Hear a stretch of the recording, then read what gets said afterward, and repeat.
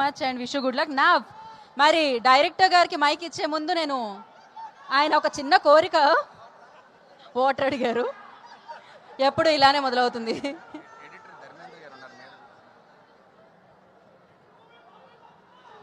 So ya ఓకేనండి, ready all set. So ఇచ్చేద్దాం మరి మన ప్రవీణ్ గారికి. Hi, hello hello hello everyone. So స్పర్ధ చాలా చాలా చాలా మంచి ఫిలిం తీసాము.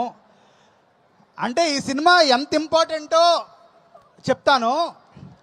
మనం తెలుగు ఇండస్ట్రీలో ఒక సంవత్సరానికి 250 సినిమాలు వస్తున్నాయి. అందులో ఎన్ని ఉమెన్ సినిమాలు వస్తున్నాయి? ఎన్ని?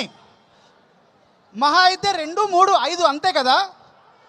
నాకు ఆగస్ట్ 22 తర్వాత ఒక ఉమెన్ సినిమా కమర్షియల్గా సక్సెస్ అయితే ఎంత ప్రొడ్యూసర్కి లాభం తెలుసా? మీకు ఎంతమంది ప్రొడ్యూసర్కి లాభం తెలుసా?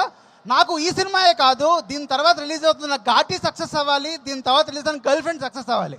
ఎందుకంటే ఐ వాంట్ ఒక న్యూ ఎరా స్టార్ట్ చేయాలండి మనం. ఎందుకంటే మనం Telugu industry male dominated industry. ఎవరు చెప్పినా సరే మనందరూ హీరోల్ని పొగుడతాం. సో నేను ఒక్కటే విషయం చెప్తా. సపోజ్ ఒక హీరోయిన్స్ అందరూ సపోజ్ హీరోయిన్స్ అందరూ వాళ్ళ సినిమాలు ఎన్నో కథలు ఉంటాయండి. ప్రతి కథ హీరో చుట్టూనే రన్ అవ్వక్కర్లేదు. చాలా కథలు ఉమెన్ సెంట్రిక్ సినిమాలు కూడా ఉంటాయి, ఎంటర్టైన్మెంట్గా ఉంటాయి. So I really want this film should be a hope for all the producers. And మీ అందరూ ప్లీజ్ మీ వైఫ్ని పట్టుకెళ్ళండి.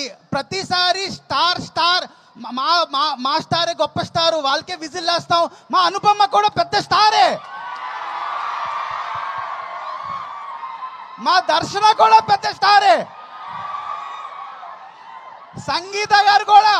ముగ్గురు ఆడవాళ్ళతో సినిమా తీశాను నేను. నాకు ఒకటండి, ఒక ఉమెన్ సినిమా వస్తే ఓకే, మంచి పేరు, అవార్డులు అన్నీ వద్దు. మాకు డబ్బులు కావాలి, డబ్బులు ప్లీజ్.